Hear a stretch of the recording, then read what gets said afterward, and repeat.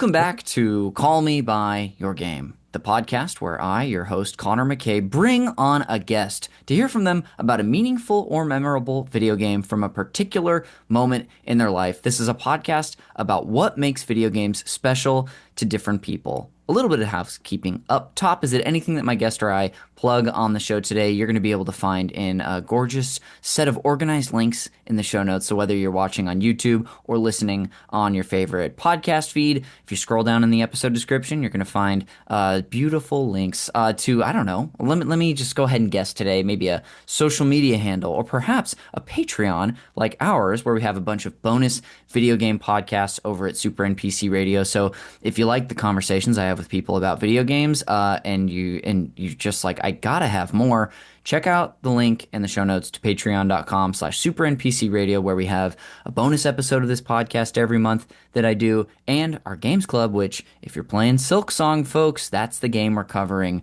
right now that's exclusive to our Patreon for about a year before it comes out for free. But again, that's a link in the show notes if you want to consider supporting the show and get some bonuses for it. There's also a free tier, by the way, if you just want to get in the Discord and all that. I digress. I'll go ahead and introduce the guest for today's episode. So please welcome to the microphone the guardian of Paramount. It's Grant Moore. Grant, welcome to the show, dude. Hey, thanks for having me. Long time listener, first time caller. Dude, first time caller. We got you on the hook. I mean, it's exciting to have you on the show for a few reasons. One, because you join like a very short list of people who've been recommended to me by like multiple individuals. I think I even when we got to catch up recently, I was telling you that both Jeremy and Jacques were like, you gotta get Grant on your show. He's a huge game nut. He likes the show. So usually it's me sort of like either like learning randomly that a friend I already have has like a connection to one game or games in general, but you're someone who's like been on my radar for a long time that I think like I believe I told you this. I was just waiting. I was like, let us have one conversation. There's gonna be an opening like where we get to talk in person again. And we finally got that a few weeks ago, which is that's more context than the listener needs, but that's why you're here today. Yeah, no, we've been traveling in each other's orbits for a long time. Yes. I mean, am I upset that Jeremy got on here about 200 episodes before me? Maybe, but Yeah. I'll allow it. Yes, I truly so long ago. I don't oh, man, I'm about to say how long ago it was. I don't need to. All I'll say is that we talked about Sonic Adventure 2 Battle, and recently video games were coming up when he and I and some other friends were hanging out and got to hear him. Have you played that game at all? Oh yeah. Oh Yes. yeah. Jeremy and I bonded in college over playing City Escape and just badly singing how obnoxious that game soundtrack is. Yes, dude, truly the song to that City Escape sequence by I think it's Crush 40 is the band, I want to say, was the whole reason I was bringing this up was because I got to hear him sing it in the way you're describing. So it sounds like he's been doing for a while. Perfect. Yes. Yes. No, it's an immediate way, especially people in our generation, to bond is over growing up with that game, I feel like. Yes, So, this is more about me than I need to share as well, but I was like a kind of a distant Sonic fan growing up, and that game, when I had a GameCube, was one that came out that I sort of sought out myself. I never played the first Sonic Adventure until a few years ago at this point, but I got Adventure 2 on the GameCube and absolutely like loved that game. yeah, no, I'm the same way. I was definitely more a Mario kid than a Sonic kid Yeah. growing up. And I feel like I was the only one that was like, Sonic 3D games are not great, like in terms of gameplay. Yes. And, they haven't aged super well, but they do, especially that game still really holds a place in my heart. And I think the Sonic 3 movie making a ton of money, basically stealing that game's storyline really, shows. So, Maria. I definitely went and saw that oh by yeah. myself. I know we were talking about movies before the podcast. Are you an AMC A-list person? Oh, you better believe. I mean, living in Burbank where you have three Oh, AMCs within like 3 minutes of each other, there's no other choice. So, Yes. That was I got let's just say I got the first 6 months of my first AMC pass for Christmas this year, and that was the first movie I went and saw with it. And it was like me and I think four kids in the theater and like six other adults, but it was definitely worth it. yes, I mean, after the implosion of Movie Pass, it's the Oh, best thing to come out of Movie Pass, honestly. So, yes. Um, there's so many more tangents. Everything we say, I'm like, oh, I could go down this rabbit hole. I'm not gonna. I'm gonna get us back on the tracks. It was gonna be a movie pass rabbit hole, Grant. But dude, like what you kind of teed up for us. We've been circling each other for years now, and aware of each other. We've also have like collaborated by working on the Artists podcast together. You also did the camera work or shot a web series that my girlfriend Amanda was in, or like in and made 5, 6, 7 years ago. But I've shared about like my sort of like this is who Grant is. But what do you want to share with the listener about yourself, and what should the people know today? I don't really have anything specific to plug. You can find me on Instagram if you enjoy landscape photography or what I call my midlife crisis, shooting on film. That'll be a theme of today of the analog days where Yes. I'm just, I can't afford a sports car, so instead I'm shooting on film, and it's about the same price, so they're Yeah. close. So those are the best things. But yeah, just being around town and supporting people, that whole group, the AOA podcast is incredible. Love all those people and got roped into that by Jeremy, who's been a longtime friend. So, and he's working on some little thing in New York right now. I guess I could plug that. I don't know, Yeah, some go ahead. show I've that kind of airs heard of on this. it airs on Saturday nights. I don't know Hmm. anything about it, but if you just Yes. Google that, I think you'll figure it out. So Yeah, I feel like if you he Google needs he, New he needs York the help. Saturday night, I think the show's live too, and the Yeah, name Jeremy, something might come up. But yeah, dude. yeah. Well, thanks for talking about yourself a little bit. We're gonna be learning about you on this entire show because this ends up just being kind of a biography podcast more than anything. But in a second, we're gonna talk about some of your history with video games. Before we do, would you please tee up the game you've brought on for the main event later and call me by your game? I have brought the 1991 classic, and not because I was born in the same year, but the 1991 classic arcade game. It's The Simpsons, the four-player Konami beat 'em up. Incredible. Can't wait. Often referred to Sorry, as this as the Simpsons Arcade Game. If reppin'. for the visual, I mean the people watching, can we see that one more Yes. time? Grant's got a Yes, shirt right sorry. For the now. people watching, I found a shirt with the pixel art, um, which It's a great shirt. you you can find anything on Etsy or wherever I found it. But it's Yes. like, yeah, Beautiful pixel art of our four playable characters. But so glad, like I was telling you before the show, that someone you brought this game on to finally discuss in a significant way. So that'll be fun in the second half of the pod. Let's dive into your history with video games. Grant, I'd love to talk about any of your earliest memories when it comes to games. This could be you of early memories of you playing games or even watching someone else play a game. sure. Yeah. So I don't have any siblings. I'm an only child. And growing up, I would always go visit my family lives in Illinois. Oh, And the what part? closest I have to work backwards Okay. just because it's rural Illinois. Okay. But they live about an hour outside of Peoria, if you've heard of Okay. Peoria, Illinois. And they live about 15 minutes outside of Princeton, if you've heard of Princeton, Illinois. And we hail from a town called Sheffield, Okay. which has a population of, I want to say, I should know it, but it's only a couple hundred people. So it's really a village. But my cousins, who are, I think, about 8 and 5 years older than me, so a bit of a chunk, they were the closest things I had to siblings. And every summer and the holidays, I would go up north to visit them. I was born in Kansas City. I lived in Kansas City for 9 years, and then my family moved to Dallas, and I lived in Dallas for 9 years. Um, and either way, we just go straight north to visit my extended family. And even though I was born in 1991, as I said, I was raised on the original NES. I feel like, at least in our age group, one of the last that, really grew up on that Yeah. system, um, just because it's what was at my grandparents' and my cousins had an Whoa. SNES. And so I was raised right in terms of video games and like not even, the standards of Mario, but the like obscure NES, like Star Tropics. Oh my And goodness.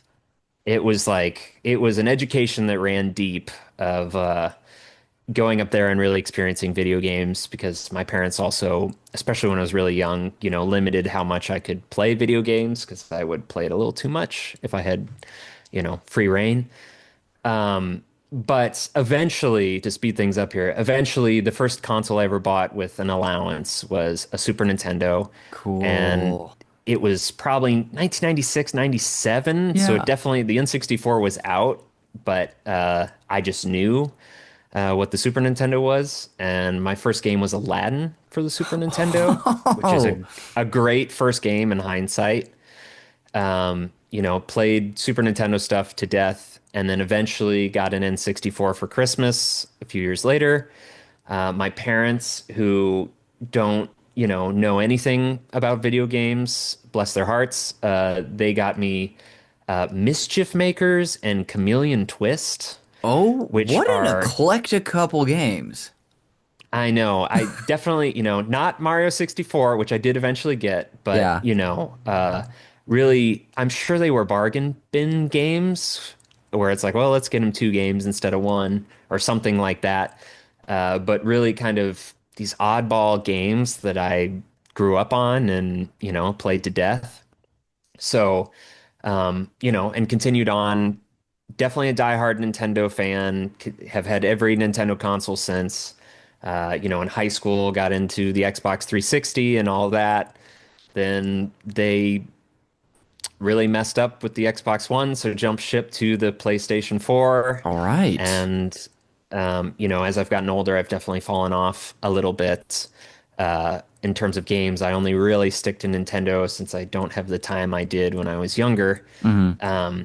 But the other half to back things up is I feel like our generation, I want to speak for you, but our generation also caught the end of arcades Hmm. and literally going to arcades. They still exist now with Dave and Buster's and other things.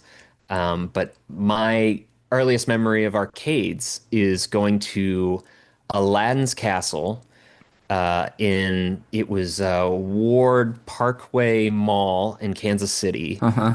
and it definitely was the end days because I remember when it closed. But probably mid '90s, going there, and same with Chuck E. Cheese. I mean, Chuck E. Cheese has been around forever. That's a whole nother Yes. thing. Um, but not to launch into the game too early, but my some of my earliest memories was playing the Simpsons arcade game Yes. on top of other big analog games that are hindsight and crazy. I don't know if you ever played like there was one that like literally had air cannons where they would shoot like rubber balls and you'd knock out like clown Oh, teeth. yes. Yes, absolutely. I think it's called Big Mouth, Yeah. but It's basically certainly like a didn't know carnival that. game. Yes. And there's skee ball and other carnival games that basically got put in arcades, but like you definitely don't see like little air cannons shooting out, No. That's just a bygone era of how arcades used to be. Like I can distinctly hear those things firing in my head. Yes. Um, and it definitely was at the end of the heyday of arcades. We definitely missed the 80s where it was a hangout, but yeah, that is definitely my journey, and Yeah. it's given me a appreciation. I guess I'm probably an N64 kid at heart, just because Yes. that's the one that really hit when I was growing up. Awesome. And I definitely appreciate the little polygonal models. I'll show. I have my little Oh, Super Mario 64 figure here. that's The one great. piece of I don't want to act like there's a bunch of stuff back here. It's literally the one piece of video game things on my desk. But Yes. yes, so that's that and growing up with the arcades. Cool. That's Anyway, great. Dude, I feel like you've given me like I can see the timeline now of your journey, which is going to be so helpful as I ask you a few questions here and there. Um, as I always do on the show, I'm going to make it about myself really quick and say that please. I am kind of taken aback at how much you and I have in common about our early journeys in video games. I also, some of my earliest memories were visiting my grandparents and cousins in Illinois and seeing their NES. I never saw a Super Nintendo there. That would have maybe kickstarted Super Nintendo interest for me earlier, but it was truly we had one at home, but I would go there and see the games that they had. Like I didn't know there was a Back to the Future game, or they had a lot of licensed titles, or The Goonies 2. What's The Goonies 2? Or they made a third Super Mario Brothers. Why didn't anyone tell me this? So I was also kind of a kid who was raised on the NES, and N64 was my first title that I felt, or console that I felt ownership over.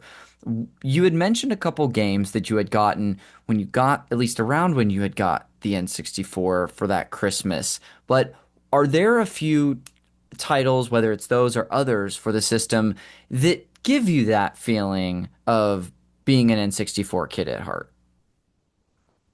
I mean, there's definitely some game series that lived and died on that console. One I played to death was Snowboard Kids. Okay, yes. One of your There's two of nominees for your those. game. Yes, I could talk all day about that series. And also, another one would be Vigilante 8. That's another one I recommended. I guess that wasn't exclusive to N64, but again, lived and died. Never heard from that one since. What is this Um, game? it's basically a Twisted Metal knockoff, Okay. but it's it's bizarre because it's like set in the 70s and there's this whole hmm geopolitical like undertones to it of like everyone's fighting over gas and yeah, like the gas shortage and it's just a very I mean it's a great game.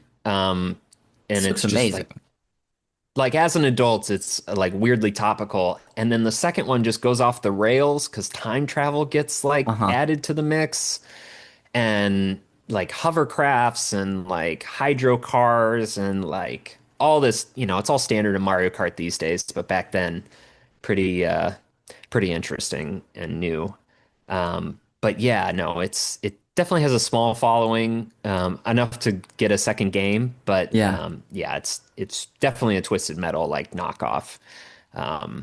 But it holds a place in my heart. I dressed up as one of the characters for Halloween, and that's a little peek into how nerdy I am. That's No awesome. one, no one knew what was going on, including Yeah. my parents. So. When you have to like it's hard enough, I'm sure, for like explaining your costume, even if it's a recognizable one as a kid, let alone like a niche character from a game that very few people have heard of. Yeah. No, I'm all into deep cuts, and sometimes that doesn't translate, especially Yeah. when you're 10. What So, was the character, by the way? Do you remember? oh, I do. I dressed up as Slick Clyde, who was just my favorite character to play as. And me not knowing anything about anything, this would have been like fourth grade. That character's bio is he's a 70s playboy. And so I walked around saying I'm a 70s playboy. And now that I'm older and like saying that out loud, I'm like, oh, wow. Yes. That must have been surprising to be at school and teachers are like, what are you going to dress up as? And I was like, a 70s playboy. Yeah. That's incredible. Do you still like, do you or your parents have a picture of you as Slick Clyde, I think the name was? Oh, yeah, absolutely. Yeah. Dude, We if will not, I there's will not be submitting it to the show notes. okay, great. I was gonna ask, and I got my answer before I could even get there. Fair enough. But I'll just have an image of it in my head. Um, that's great. Did I cut you off about the N64? Did you kind of highlight what you wanted to there? No, no. I mean, I just the N60. I've talked about this online with people before, and the N64 is, I mean, just for multiplayer alone was a whole nother ball game. And then Hmm. on top of that, I feel like it's kind of come back in a lot of ways of like liminal space of Yeah. just Oh like yeah. the N64 was creepy. And I remember, especially at the age 6, 7, whatever I was, of like even like Mario 64 is like pretty scary and Oh yeah. all this. And I think my theory behind that is more you had to fill in the blanks a lot as a kid. You could look at the artwork and see what things were supposed to look like, but you just get these simplified versions of things that come off way creepier than like and having your brain fill in the blanks than like seeing what the actual intention of it was. Like there's something just strange about that and all Yes. these empty hallways and I don't know. Like the closest thing now is like this liminal space thing that people are obsessed with. But also like if you go in Mario 64 and drown underwater, it's like horrific. Yeah. There's like just like a sense of that is completely censored now, rightfully so in Nintendo games of like that's not our identity. It's like definitely like they definitely curved over a lot of the like hard edges of what it used to be. So yeah, it was a unique time to be growing up and playing games, and that is gone now, for better or worse. Yes. So anyway. That's great. One question I want to ask you right now, as my brain is sort of spinning, wondering about your history with games, is once you had taken a little ownership over the N64, you were an established person who enjoyed video games. Do you have a title in your memory or a couple of that took some that's not necessarily niche because you've already named a few niche titles, but perhaps one that you discovered that was a complete surprise. This could be something that you saw at a friend's house that surprised you, or that you were like just ended up discovering on your own on the internet. I'm kind of curious. Um, yeah, definitely. I mean, that's basically all it was back then is seeing your friend play a game. And that's definitely where like Vigilante 8 came from, like Oh, going over sure. to a friend's house. But I have distinct memories. At some point, I was being babysat. I don't even know who, but like I'm sure either my dad's work friend or someone who also had kids and like playing Super Mario 64. I know that's like the most basic answer possible, probably, but playing that game over at someone else's house and just like seeing like what is this? And Yeah. also, like I said, just being an age still kind of terrified by part of it and um you know, that's a game that on the Switch I'll open up and with a much better controller, can just go in and like run around and blow off steam. I Mhm. don't know. It's like I I can't remember important medical numbers that I need to remember, but I can tell you how to get every single star in that game Yeah. from memory. Yeah, Like I don't know how to do taxes to save my life, but I can tell you all that. yeah, but you know that on Womp's Fortress, if you shoot out of the cannon at that corner of the map, then it blows up and there's a star there. Like you can intrinsically you remember that. Yes. Yep. Which is useful when you play the game every 10 years and kind of Yeah. it gets re-released. But other than that, not as impressive. Yes. So, That's great. You had mentioned that you've owned every Nintendo console. I believe that's how you characterized it. Um, when it comes to either the Wii or the Wii U, Nintendo's, until the Switch, the best-selling console, I believe, and then one of Nintendo's greatest failures. Are there any highlights on sort of the Wii-ish generation for you? hmm,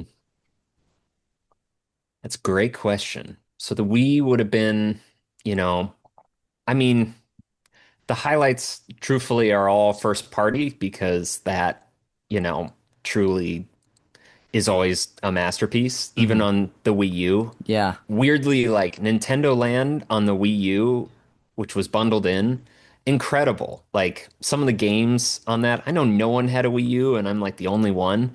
that game for a pack-in game was, I would argue, very similar, Wii Sports, not to jump back and forth between the two systems, but yeah, Wii Sports was a whole thing where like my grandma played Wii Sports and Yes. was insanely good at it. And so they like really nailed, the gamer side of me was not loving some of the casualness of the audience they were going after then.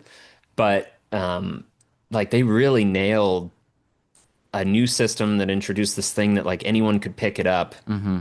And even the pack-in of like the Luigi's Mansion game on the Wii U, even the like Mario Tag game that anyone could pick it up, it was really incredible. So maybe Yes. not the most obscure answer, but no one understood the hardware better than the people who made it and how to make that fun. So Yeah. I have a lot of fun memories with Nintendo Land. I think and those games are a blast. The hindrance there was that which for me was less of a problem than someone maybe just coming into the Wii U generation and getting one and not having a Wii, was how many Wiimotes you needed to play the multiplayer versions of the game.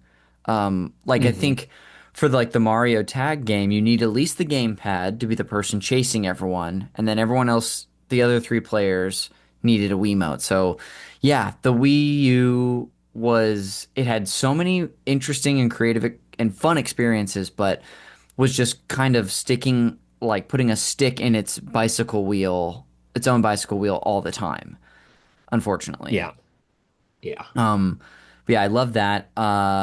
We could talk about your history with and with gaming in general for a long time. I would love to talk a little more about present day for you and hear if there's anything you've been playing lately that you've enjoyed. Yes. So again, a pretty mainstream answer here for you, but I'm still getting through Donkey Kong Bonanza. Nice. I know it's been mostly positively received. There's a couple of people that it didn't quite hit for, but I have really loved it. It's essentially Mario Odyssey 2, Hmm. which, I've wanted for a long time since whenever that came out. And it's just like there's so much to do. And as someone, I'm again N64 kid with completionist on like, yeah, I'm gonna go get all the different colored bananas in Donkey Kong 64 and 101% that game because that's Oh, who I am. But, I just love the all the things to do and they even give it to you on such a checklist and it's been great. I've been loving it. yeah.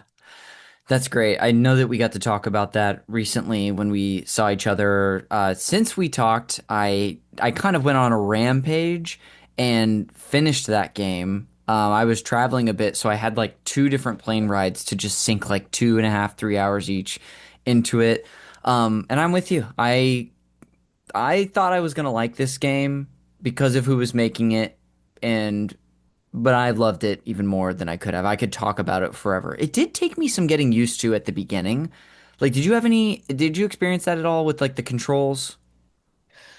Yeah, I definitely had a bit of a learning curve too, I would say. And I think that's maybe unfortunately I'm just getting older. Yeah. I feel like I also had that on Tears of the Kingdom just a little bit. I was like, okay, especially when the Switch 2 came out and I booted it back up to see like, oh, how did they improve this? And I was blown Yes. away by like, man, I wish I would have waited to play this. Yeah.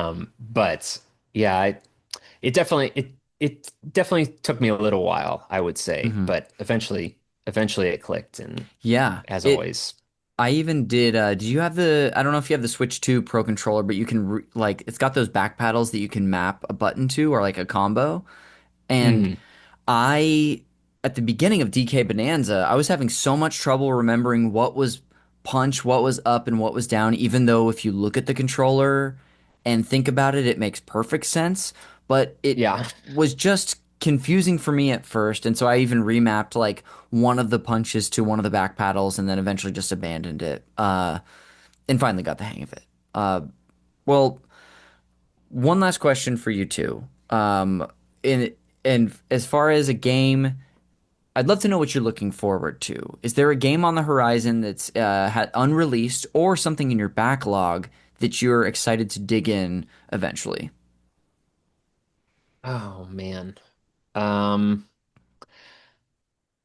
I basically just more first party Switch games, Switch 2 games, to be honest. I'm really hoping that they have some DLC for Mario Kart. Mario Kart is probably my favorite series, if I'm Oh, honest. wow. And the new one was great. I really liked it a lot. But man, I played Mario Kart 8, especially with all like 96 tracks. Oh I my played that game goodness. to death. And so I know it's hard to go up against that because I loved the whole booster course pass that they did, where it's like every 3 months we got a new set of cups coming out. And so I'm really hoping that there's some kind of DLC on the horizon, especially when Nintendo's starting to take a higher price point, which is a whole nother rant for a different episode. Um, but, for $80 for that game, it's kind of like, okay, I'm hoping that something, comes out down the line. Yeah, I would like that too, because I really do enjoy Mario Kart World. I think, like a lot of people, my favorite aspect of it is the knockout tour mode, which is a blast. This is also making me think I should send you my Switch code if you want to be friends. And if you don't add me, it's okay, but I'll send it to you. But I love I've knockout. been waiting for you to ask that this entire time. Finally, you're like, I've been dropping hints, Connor. I can't. How many times can I say switch to profile? Uh, I love World Tour is great. I think I've had an awesome time with it. I'm also someone who's played it a ton with friends and my girlfriend. So, and I think it is a much. I haven't plenty of Mario Karts. I've had a ton of single player, or rather, I've had a great time with the single player aspects of it or just playing by myself. This one I've done a lot less of that, but I'm with you. I'd love some more to come for this game. I think it could use it despite enjoying it. Yeah, I love the world driving, but give me 3 laps on the same course. Give me the option to do that, please. Yeah. It's like I want to like learn a course and then, not spend 2 laps. You only get 1 lap on a course, and that's probably my biggest complaint. I just wish they'd offer both. It's easy. Yes. Yeah. Totally fair. I know I said that was the last question. I'm getting greedy here. I'm going to ask you one more. Just kind of like a cleanup question before we jump into the break, which uh, is there a game from your history that if you left this conversation, you would be disappointed that you didn't bring up? Oh man. I mean, I love going deep cuts. I'm probably going to build off of Jock's episode and Yes. say Hot Wheels Stunt Track Oh, Driver, yes. which maybe we'll I discuss at should a have teed future you up for date. this. Uh, just because there is a small, I mean, not even that good of a game, let's be honest, probably. It probably has not aged super well. Yes. Certainly when I watch like YouTube playthroughs. But it's another one that's just from the childhood of like I remember sinking hours into that game. So for all the deep cuts out there, there you go. Dude, one that I think because that was a recommendation of mine to him, wasn't it, at the end? Okay. Yes. And it's come up a few times in the show's history, but yeah, it's this. I mean, it's as it sounds to the listener. It was like, as far as I knew, a game for the CD. It was a CD-ROM Hot Wheels stunt track game where you are just basically going as if you were a little car from the perspective of a little car on an actual little Hot Wheels stunt set. But obviously, there's different tracks. It goes through different areas of this house, and I have such visceral memories, Grant, of playing that at my friend Nick Cash's basement. Well, in his basement, and then it was a game that I just kind of either had to have or they burned for us. But thank you for bringing that up. We've even been texting about it, and I didn't think to tee you up. So thank you. No, it's I don't know. It goes back to and here to just pile one more on of the Yes. Army Man games from like the N64 Oh, I never played of like those. Sarge's Heroes, where Uh-huh. like I was certainly not obsessed with like toy army men, but something about like being a toy size through like living rooms and things. It's like a similar theme that both of those games have. And like the same with the stunt track driver of Hmm. like, I don't know why, but something just kind of fascinating about being small Yes. in a giant, I don't know, in a familiar, house setting. Huh. That's very fun. So, I agree, and that makes me excited because here's a little tease. One of your recommendations at the end of the episode might have a little bit of that sauce or a little bit of some of those ingredients in it. So I'll be excited to show you that later.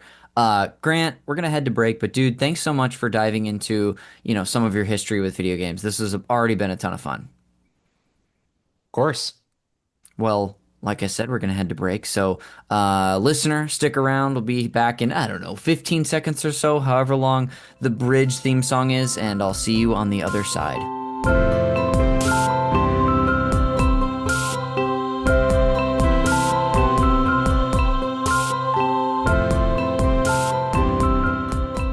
Welcome back to Call Me by Your Game. Connor McCabe, still here with my guest, Grant Moore. Grant, welcome back. Thanks. It was an exciting break. Absolutely the most thrilling 60 seconds that I've had today. Like I told you, and as a listener might know, we're going to dive in finally to the main event today, The Simpsons, the arcade game. I'm going to do some table setting and context to familiarize the listener. But dude, if you want to jump in at any point during these three paragraphs that are mostly summarized from the Wikipedia article about the game, you're more than welcome to. Otherwise, I'll just monologue, but I'll just go ahead and kick it off for us. The Simpsons is an action beat 'em up video game developed and published by Konami, originally as an arcade cabinet in 1991. Here's a little something I didn't know about it, and this isn't one of your fun facts, but it's part of the description here that I included. It was the first video game based on The Simpsons released in North America. Did you know this, Grant? I did know this. All right. It's crazy how early in the run this game is when you think about it. Yes. Not to interrupt you, but it's like not even two seasons Yeah. into I don't know how far they are now, but yeah. Yes, I'll tell you, season 37 is going on right now, I think. So, Good wow. Lord. Yeah. But I also had the same sort of reaction to finding out this came out so early in the run of the show and that it was the first video game they made for based on the property. It just barely is though, because Bart versus the Space Mutants came out the next month in North America to at least the NES.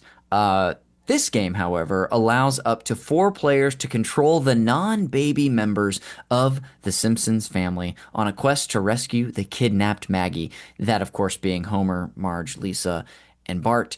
The game features archival voice recordings from the show's first season, as well as brand new VO by the existing cast. The game was a commercial success in the United States, where it was one of the top three best-selling arcade games of 1991. It was ported to the Commodore 64 and MS-DOS soon after its launch in the arcades and was released as the Simpsons Arcade Game on those platforms. So that was the title. It was also released under that name for the Xbox Live Arcade, for the Xbox 360, and the PlayStation Network for the PS3 in February 2012. However, for unknown reasons, it was removed from both services about a year, almost 2 years later in December. It says December 20th, 2013. Did you ever play those versions? This might be jumping on your experience a bit. Oh yeah. I Okay, definitely cool. did. I never have, and I wish I could just. I mean, I'm sure there's a way to play it now, but uh, in 2021, under license from Disney's 20th Century Studios division, Arcade One Up released a 30th anniversary home arcade cabinet that features this game and, for some reason, The Simpsons Bowling. Finally, there have since been many video games released based on The Simpsons over the years. There's been a movie, and the show itself is currently within its 37th season with no end in sight. In fact, they just announced, kind of unceremoniously, a second movie coming out, I want to say Yeah. 2027. Did you see this? Yeah. Yeah, exactly 20 years. The thing that threw me off is it was like 20 years after the first movie, we're coming back. And I was Yeah. like, "Oh God." More Oh years God. will have passed from that movie to the new one than was from the show's that blows my mind. I was in high school when that Crazy. movie came out. Yep, exactly. And that's a horrific thought. Yes, I've just aged myself. Let's see. The Simpsons Arcade Game remains a classic title in the beat 'em up genre. Huh, that's the last sentence that I wrote there. Um, that's some of the context about this game. Are there any other important details, Grant, that you want to include about this before we dive into your personal history? I think you really hit the nail on the head in terms of describing it. Yeah, there's four-player and two-player versions of the Hmm. game. Um, I think the Xbox and PlayStation versions were unique because you could pick any character you wanted in any order, which I found unique, just knowing the game in a certain order of characters. Oh, yes. So Um, first player could be Lisa as opposed to Homer. right, as Gotcha. opposed to Marge. It was Oh, always excuse it me. goes Marge, Homer, Bart, Lisa. Really setting the And hierarchy of the family. That's great. I was always I kind of realized I was like, oh, they put, it's probably mostly boys playing this game, so they put Bart and Homer in the middle where it was the easiest to stand and play the game. Is my Mm, guess. I don't know. They sure. did, who knows exactly how they Hmm. figured that out. But anyway, Awesome. Well, dude, let's dive in. You sort of gave us you teed it up a little bit in the first half and gave a little tease. But how if you want to say even more specifically, how'd you discover this game? yeah, absolutely. So, like I said in the first half, I'm a child of the 90s, so I caught the dying breath of traditional arcades. They're still around, but they're not quite the same. I guess barcades are really coming back. Mm. But in the old-fashioned days of this is just an arcade and nothing else of Aladdin's Castle, I distinctly remember. Um, yeah, it was a game that uh, was very approachable, I'd say. I was also raised on TMNT2 on the NES. That was probably my first beat 'em up experience, which is based on its own Konami beat 'em up. Oh, I And still have that cartridge, dude. I love the original arcade port. yes, I would argue, I mean, that's a whole nother episode. I know the arcade version is superior, but I would argue like the music and stuff in the NES version is far better. But anyway, tangent. So the thing about The Simpsons is the genius of it, and Turtles is, there's two buttons. There's a jump and an attack. And for a very young kid, this was a game that I played with both of my parents at the arcade. They would Oh, actively play. Not to mention the symbolism of like playing as the parental figures, like each on our own, in the family. But it was a game that my parents are not gamers by any means, but it's very easy for them to pick up this game and understand how to play it. hmm. And it's just very approachable. All of the beat 'em ups from Konami are. And so it just became like a reoccurring thing of anytime we went to the arcade, we'd all just play that game together. Um, and so eventually, fast forward probably 10, less than 10 years, but 5, 6, 7 years.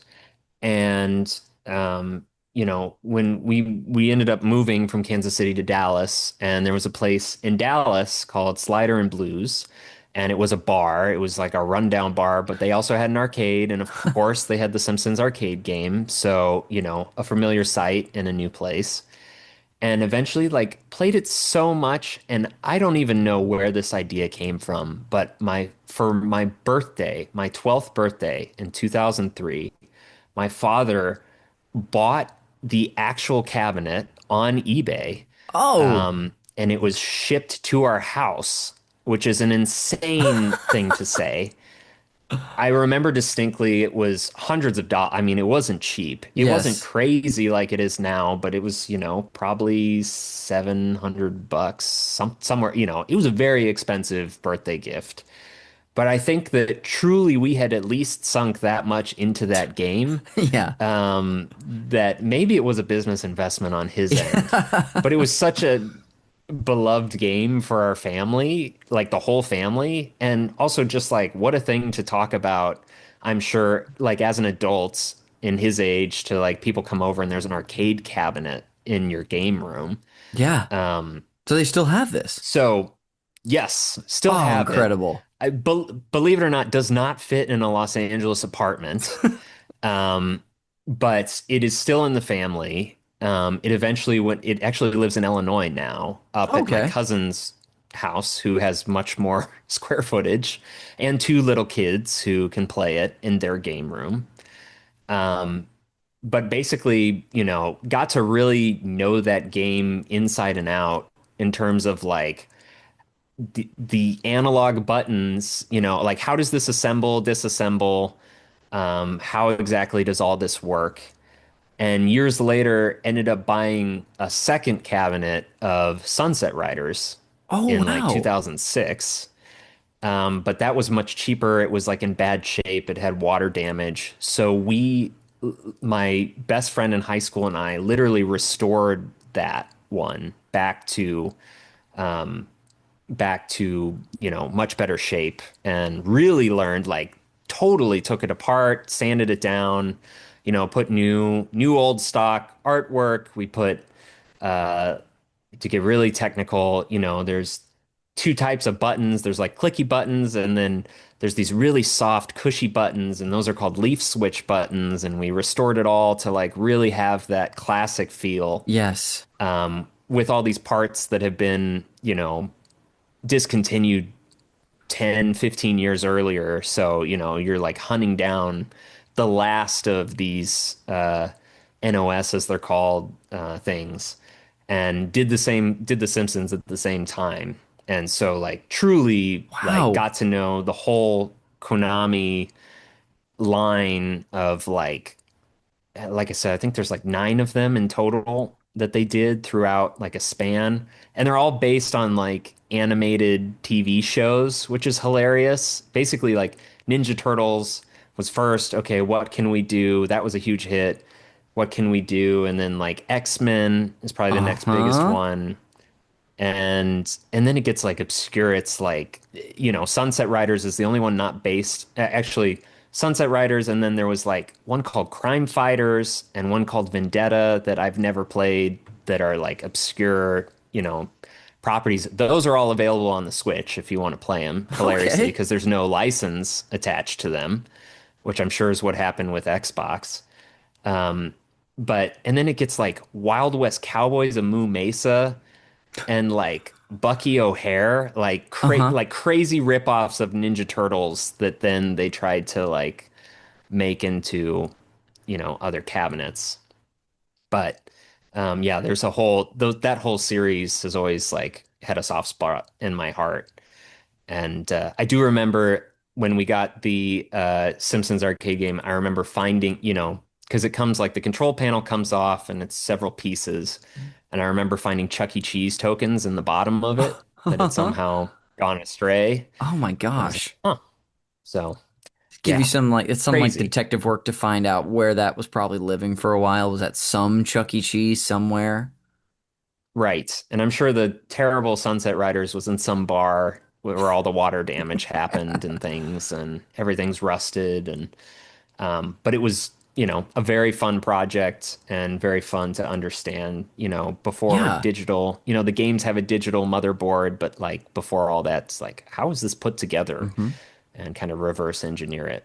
So yes. There's Um, there are so many questions I want to ask. I want to ask about this restoration a little bit before I maybe pivot us back to more Simpson specific stuff because this is so I'm remembering now that you had yeah. teed this up for me before, but were you and your friend like skilled with your hands? Did you have experience with any of this, or was this like a new venture for you two?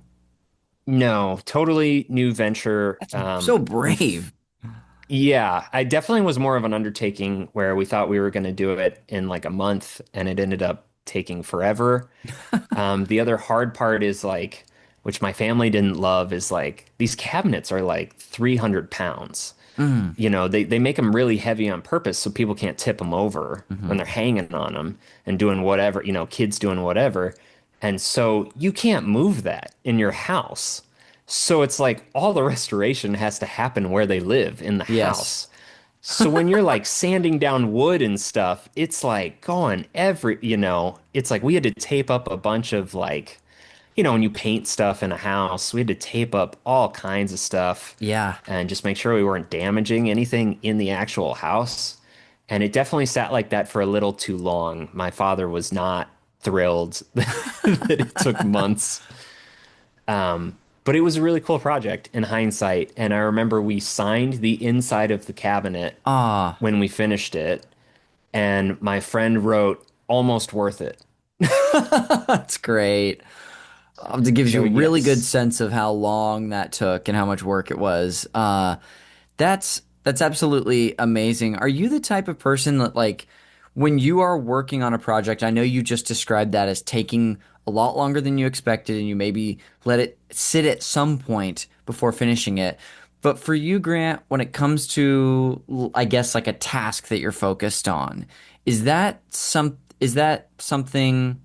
like the focus that you at least had to have had at some points during that process. Is that something you still have? Are there any connections to the way you work now that you can look back and sort of any like lines you can draw? Yes, I think it's called biting off more than you can chew, and I definitely do it. And there's a great example sitting behind me. The green desk behind me, I Yes. restored and painted for my wife and kind of modernized. It was like an Yeah. antique that we found on Facebook, and I had no idea how to do any of that. Yes. So, maybe it's a little bit of ADD and not focusing, but just like taking up new projects and kind of proving to myself, I can do this. Hmm. And the benefit is now versus then, I guess YouTube existed, but now it's even better. I don't really fully understand how to do this. So just sitting there watching hours of YouTube videos of Yeah. someone else doing it. And yeah, it's just fun to say that you have done it. What's not great is Yes. you start piling up all these specialty things, like all these things from that desk are sitting in our garage now of Yeah. like, oh, you had to buy all these things. And it's like, oh, I don't know if I need a belt sander anymore, but cool, I guess. And it Yes. was definitely that way with the arcade games. We still have like a box of just random parts, that we replaced and Hmm. these things that are probably worth money at this point because we held on to them because it's like they haven't made this in 20 years, so we certainly can't throw it away. Yeah. Um, but yes, I don't Okay. know if that's an adequate way to describe it, but No, I mean, you got me to an answer, which like I'm sure there are projects or things in your life that you haven't seen all the way through, but like the couple examples that you've given, it's almost like it's as someone who also can bite off more than he can chew or start things that I don't finish. Just hearing that you've started and finished a couple of huge endeavors it's like inspiring may not be the right word, but like there's some sense of I'm impressed by it, is I guess what I'm trying to say. no, thank you. No, I hate having unfinished projects. Like Hmm. that drives me nuts. So, I definitely take longer. That was supposed to be done like 2 months earlier than it was. So, I'm not the best track record on timing, but yes, no, I hate having unfinished Yes. things. We'll we'll describe it as like delayed gratification for you. You eventually do get there. Uh Yes. Now, to rewind a bit and talk about the Simpsons arcade game itself, when you think about that game, throughout your history of playing it, what do you think?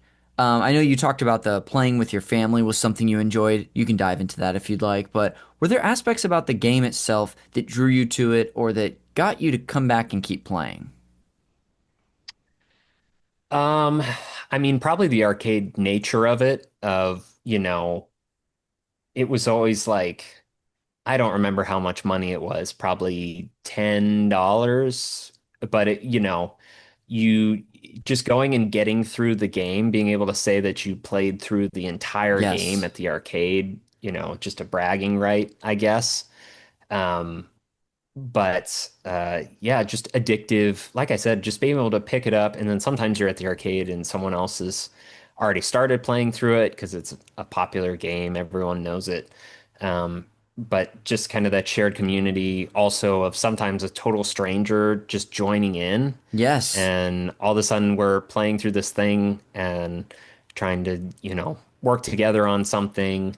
Um, yeah, just also being in demand, it's a game everyone knows, so people just watch you play it Yeah. a lot. So just like that kind of unique sense of community that an arcade brings of like, we are two total stranger kids and we are going to beat this together and try our best and pass our tips to each other where it's like, hey, did you know if there's more than two of us, we can pick up the police car in this level? Or like all Wow. these like random things. It's like, why would you ever know that? Uh-huh. So just like passing that information back and forth.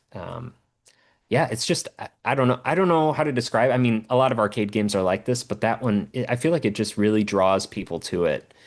For the people like us who have played it, and also for the people of like, oh, I know what The Simpsons is, and I don't know. It's just kind of a unique little thing. And I think Ninja Turtles is probably the exact same way. So Yeah, those two have so much in common, obviously, made by the same developer. They both, I think, also benefit from translating really well visually to this medium of arcades from like especially the TMNT like classic cartoon to the arcade and then the Simpsons to this. They're both so bright, so colorful, flashy in their own cartoonish ways. But I just to reiterate kind of what you're talking about, I love that what opportunity those types of games can bring to like you playing with people and like ganging up and like really going on this like uh journey together to say you beat the game or to have a stranger join you and have like this moment with somebody is so interesting. Were you a Simpsons fan when you played this or was that kind of separate? I am a very casual, or was a very casual Simpsons fan. Hmm. When the DVDs were coming out 20 years ago, I would watch it, and I definitely watched it on TV, but I was not religious by any Sure. means. Outside of that, and I definitely fell off, a long time ago. Probably Yes. around the first movie is where I kind of fell off. But yeah, so it was definitely more about the arcade than the property, I would say. But it was such an identifiable property, and it still is. If when I wear this shirt, people still recognize The Simpsons, even though I'm going for a bit deeper cut of Yes. the specific Simpsons they're looking for. Yeah, if you see that Um, vacuum cleaner in Marge's hands, some people know. yes, some people know, some people are like, that hasn't aged well. Yeah. Yeah, I know, right? Like that's her weapon. Um that makes a lot of sense. I had a couple other questions for you just about the game experience itself. First of which is there a moment in the game that sticks out to you, whether it be a level, a fight, a maybe like a gameplay detail? I think the level that sticks out the most to me, I mean, the first level is very iconic. I love the music in the first level. It's kind of like a remixed Simpsons theme. I don't know why, and maybe being young, the third level, the cemetery, the Springfield Discount Cemetery, which is a hilarious title now that I'm older. Definitely didn't get that as a child, but now I'm like, that is classic. Yeah. Has nothing to do with the show whatsoever. Again, because like it's so early on that they don't have characters to base a lot of this Hmm. on. And certainly a lot of mainstays are missing in this game. But still very, I think the Konami really did a great job capturing the animation style, like you said. Like it Yeah. really looks like the show, but also capturing the humor of the show too, like and things like that. And so I don't know why, but that level sticks out to me a lot. And also just all the mini games that they have about just smashing buttons as fast as you can. I mean, people love that too. Another thing, just pure abuse on these cabinets. So they're just built like trucks. Um, which is why I would argue, like the one-up version that you talked about. I'm not super familiar with it, but I've seen, you know, it's like the main thing that people own, which makes sense. And now those are like $600. Like they're crazy amounts of money for a miniature version of, the real thing. And like definitely like the far more approachable way to buy the game these days. But like all I can do is like see how small they are and how easily they tip over. And I'm just like, man, you like abuse this game. And same with like your characters sometimes get like choked or whatever, or like Uh, grabbed, and you're like, you have to, it's like wiggle the joystick as hard as you can to like get out of the like chokehold that you have. And I've never played the small one up version, but I'm just knowing some of the dynamics of the game. I'm like, yeah, like that I might don't know how not do that well for the translates. machine. Right. But, you know, I they're a dying breed, and now the cabinets are like crazy. They're like $3,000, $4,000. So, you know, Wow. yeah, I that's a crazy price to pay for that. Not advertising to buy that. Oh, I mean, I goodness. guess if you can, go for it. Sure. Um, but yeah. Okay. We have I appreciate how throughout this main event you've done such a good job of weaving in so much of the context of your experience with this cabinet and both from restoring one with your best friend with a friend, I don't know if you said best friend, but with a friend at least, and then playing this with strangers, your family. I would love to see if there's more of the context that we could dive into and start by doing some scene painting. Would you, since there are so many contexts of which you have played this game, would you scene paint for me the where the restored cabinet would have been set up originally? Like once you had that finished, where did that thing sit and live? What was that room like? Yes, it was in my house in Dallas. We had a game room that was like a TV room. It wasn't a Rock on. massive, not a massive room by any means. Um, but originally, had this kind of wedged in the corner, and then eventually when I got a second one, uh, they were kind of against the back wall as you walked in, and that was literally the only spot for them. Yeah. And my father eventually moved to a different house in Dallas, and they got brought along with to this second house in Dallas into essentially a game room, kind of the same thing. And then finally, a couple of years ago, he was moving some stuff. He hasn't moved houses, but I kind of was like, well, why don't we move these up to where someone's going to play them? Yeah. Especially like my cousin who has kids who are the perfect age, and uh, and now they sit in like in a rural. I don't even know how to describe it, like a giant heated outdoor external garage Yeah. type thing that's just a giant playroom for kids, but now it lives out there. So basically just a room wherever, when I was growing up and in high school, that's where I spent all my time playing games with my friends, and just it's just a fun conversation piece in, Yeah. wherever everyone was gathering to play things. So yeah, hopefully that painted a good picture for you. Definitely. Have you had the chance to see the cabinet in its current resting place?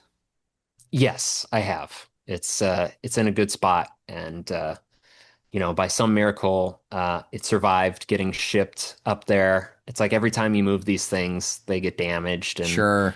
dinged and all that, but somehow they build them, like I said, they built them to last. So, if anything, they have these, they're also heavy because they have these massive tube TVs in them. Oh yeah. A lot of times they'll replace them with digital TVs, and modernize them a little bit, but I don't have the patience to do that. So, yeah. Yes. But yeah, Okay, great. We've got a few more things I want to ask you about the context. Is that is there, when it comes to playing the game, a memory that you have of like a specific time that you were playing, whether it just be more like whether it be with your parents, a stranger, it could be like a vague time playing or a time tied to a specific day or event. If anything like that rings a bell, I'd love to dive in. I definitely or I don't remember the specific time that I beat the game for the Hmm. first time, but I definitely was young and between the sheer amount of time it takes to play through the game, it takes about an hour, Hmm. which is not super long in hindsight, but for parents that are babysitting their kid in an arcade, my poor parents, I do remember getting through the game the first time of just in terms of quarters and also in terms of just time at the arcade. I do remember it was a big deal, especially being like 5, 6, 7, somewhere in that window. Um, it was a pretty big deal to get through it and make it all the way to the credits. And then the game restarts, which is not the best reward. There's no kind of like game plus, unfortunately. Yes. It's before all that started, but I do remember, being a big deal and being bragging rights with my family. And they were like, maybe now it'll stop. And it was like, nope. The next time we come back, we're gonna play it all again. Yep. So I can't drop this game. You had also, this is just a detail I want to ask about too. You had mentioned much earlier about how you would, I think you said you would play as like the family members that you were. So were you playing as Bart oftentimes? I was definitely a Bart kid, not for any reason other than he was the son of the Yeah. family. And The I would skateboard's insist that my irresistible father too. was Homer. Yeah. Yes, I know. I mean, he's definitely, I think him or Homer are definitely the two mainstays that people always play as. But I've played the game so much that I have played all of them pretty thoroughly. Yes. So, but yes. Awesome.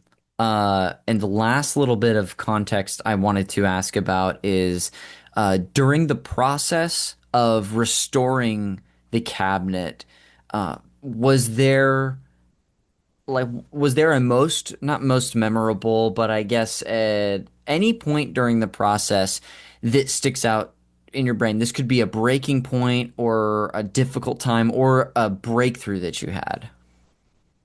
Yes, it's technically on the Okay, the cool. Sunset Riders cabinet, but it was occurring at the same time. Again, not knowing what I was doing exactly, was fiddling around with something inside and got shocked electrically and like literally because the weight of how I was leaning, I became unattached by the current. Oh, But I my friend was my best friend, as I said, uh-huh. was supposed to be watching me, and he was on his phone talking to his girlfriend at the time, I'm sure, or something. And I remember being pretty freaked out and mad about that. But also pure statement and like we didn't know what we were doing, and Yes. also we're a lot more careful after that. Yeah. But lessons learned. I'm still here, Dude, so you it really all were worked in over out. your head. Yes, definitely, definitely when you start dealing with the electronic parts and how it works, and there's like grounding wires inside the Yes. machines and all that, and things that they're like, don't touch this or the back of the tube TV explodes outwards. Like, Yes. you know, uh, and it's all at the time, all crusty, salty old men who understand this technology that isn't around Hmm. anymore. So they're all on our arcade boards telling you, message boards, like telling you exactly what to do and all that. So, yes, definitely a memorable moment. Almost worth it, as my friend said. Yeah, truly. The appropriate use of crusty given the context of this episode. The final two questions I've got for you. The first being, is there any detail about the experiences you've had with this game, both either contextually or game specific, that you want to include while we're still here?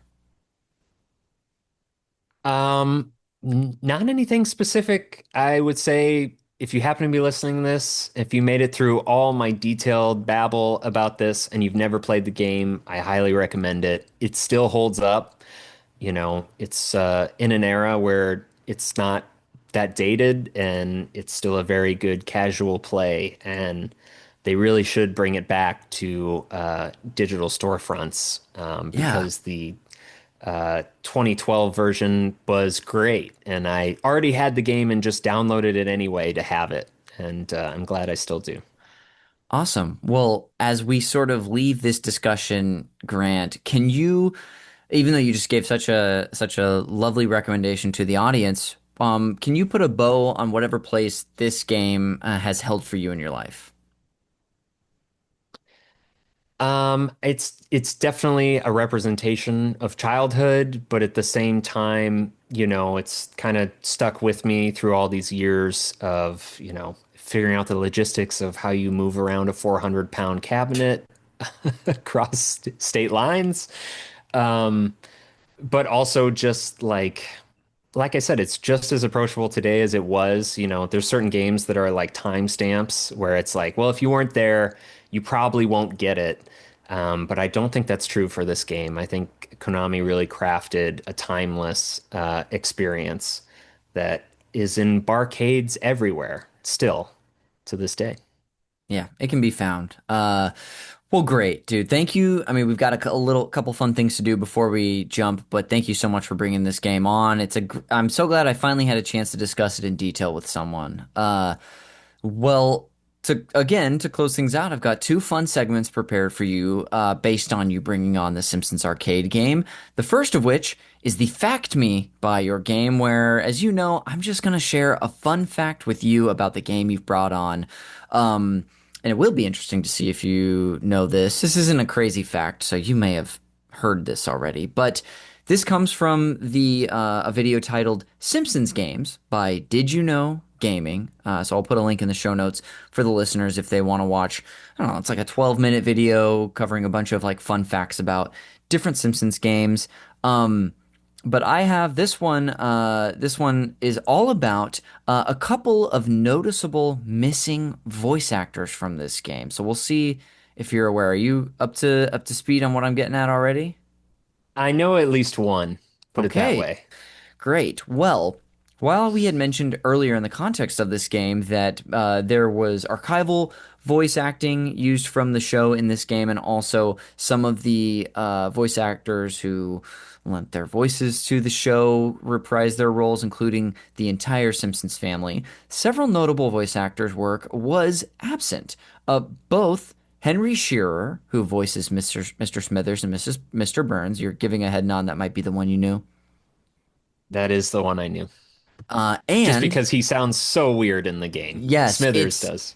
it it doesn't sound like him at all. It's not. It's like there wasn't even really an attempt at an impersonation. I also So don't think he's like an established character by the point of the like oh game coming out, yeah, is my understanding. Like he's like pretty new. So I mean, I'm again not a Simpsons pro, but you I seem to could. remember like reading that. And I'm also not a Simpsons pro, but I've seen the first recently, like in the last few years, I've rewatched the first 12 or 13 seasons, and I don't think they start leaning on him as much until three or four, maybe two, but there could be something to that. Uh, so Henry Shearer does not voice Smithers or Burns. Hank Azaria, who people know from Apu, Otto, and Mo, didn't lend his voice for these characters. I don't know if Apu is in the game, but Otto and Mo do appear. This might actually be why, as the video speculates, that Mr. Burns, or sorry, that Mr. Burns sounds different before you engage in the final battle, and why Mo and Otto are very quiet in the game. It is not known, however, why they did not lend their performances, and it could be something as simple as that they're like, let's get the Simpsons actors back, the four of them, or like the character people who voiced them, and that was it. I don't know. But yeah, there's your fun fact about this game. Again, I'll have a link to that great video by Did You Know Gaming in the show notes at the very bottom. And finally, Grant, we've reached the game recommendations. And as you know, this is my one forced tie-in to the movie Call Me by Your Name, where I'm going to treat the Simpsons Arcade Game as your passionate summer fling that you had in Italy. And of course, that relationship, like the movie, did not work out. So you're going through this, just this deep moment of heartbreak. And I'm here as your friend to try and get you out of it by introducing you to a few new flings.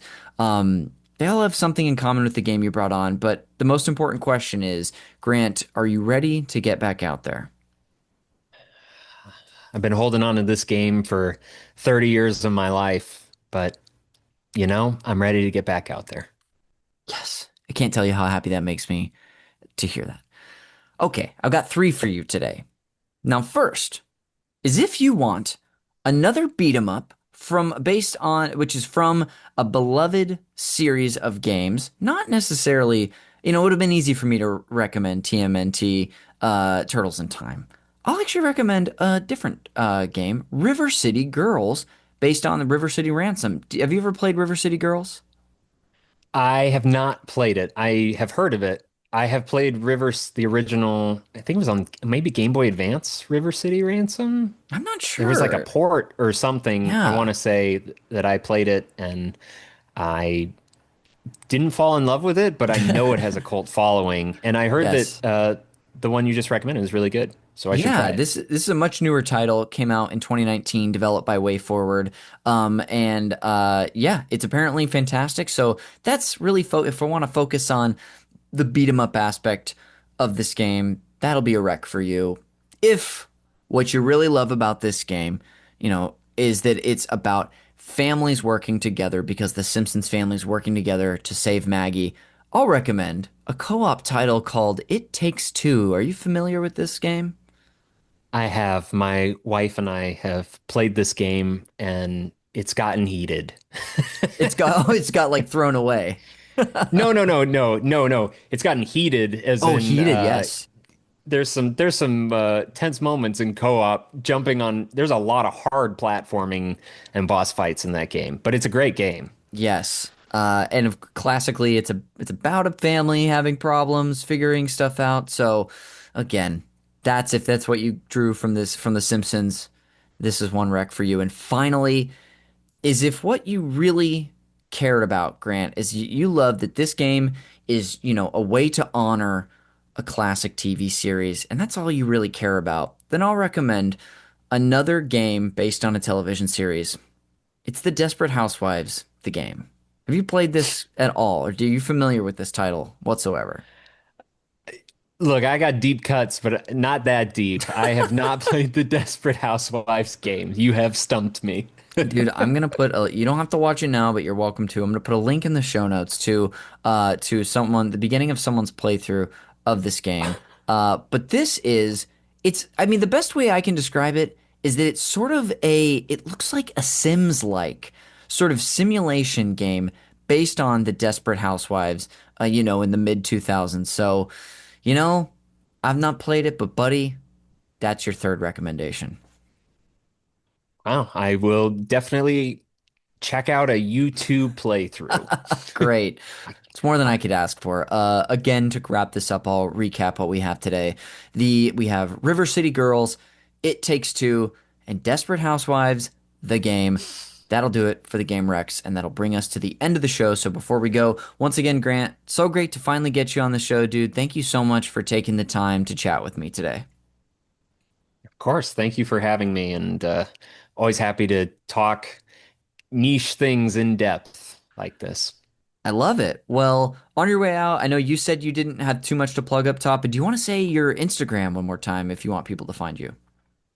Sure, it's for Grant Moore, it's rant.more uh, with one O and no G. But you can find me on Instagram if you want a healthy dose of just pretty pictures and candid photos of friends. I love it. Always happy to serve that up. Awesome. I'll put a link to your Instagram in the show notes. Do you ever have this? Does it ever happen where someone you like kind of know, like you see them in person? Do they ever call you Rant and then you realize they think that's your name? That has not happened, but way back in college, we did have an improv game called Grant's Rant. And it just literally was an improv game based around ranting whatever topic that the audience chose for each of the improvisers. So Gotcha. it's followed me around a little bit. Okay, very nice. Well, like I said, I'll include that in the show notes, as well as all the stuff that I'm about to plug here. The cover art for Call Me by Your Game is done by Glenn J. You can find his Instagram as well in the show notes if you want to see the other great art that he's got available for your viewing. This podcast is produced, edited, and the original music that you hear throughout is done by Jeremy Schmidt. You can thank him by listening to his podcast, Video Games, a Comedy Show, wherever you get yours. It's also a part of this network. It's a bit of a sister show to our podcast. You can follow Call Me by Your Game all over social media, on Blue Sky, on Instagram, and on YouTube, especially. Again, if you're not already doing it, I recommend, if you listen to this while you're sitting at a computer, watch the YouTube version. You get to see just beautiful looking people all the time. Sometimes great details like Grant's shirt that he had today. Like you can see what room I podcast from. At the very least, go subscribe to our YouTube channel, even if you don't watch the videos. But you can check us out there too. You can check me out on Blue Sky and Instagram as well. And then lastly, again, if you want to support the show, if you're looking for a way to do that more than what you're already doing, which is listening to the show, which goes a long way, you can share it with a friend, or you can check us out on Patreon. Again, we're over at patreon.com/super NPC Radio. We've got stuff available at our free tier all the way up through our highest paid tiers. And if you're someone who likes to support a Patreon, find a tier that works for you. There's different bonuses at all of those. Like I said, including our Games Club series where we go through a game in a book club style format. Currently, we do 4 a year. We're covering Hollow Knight Silk Song right now. So if you're playing that game and you want to listen along, as if you're in your own book club about it, check us out at the $5 DJ Toad tier. Otherwise, it'll be out for free in a year on the Super NPC Games Club feed. But that'll do it for another episode of Call Me By Your Game. We will see you on the next one.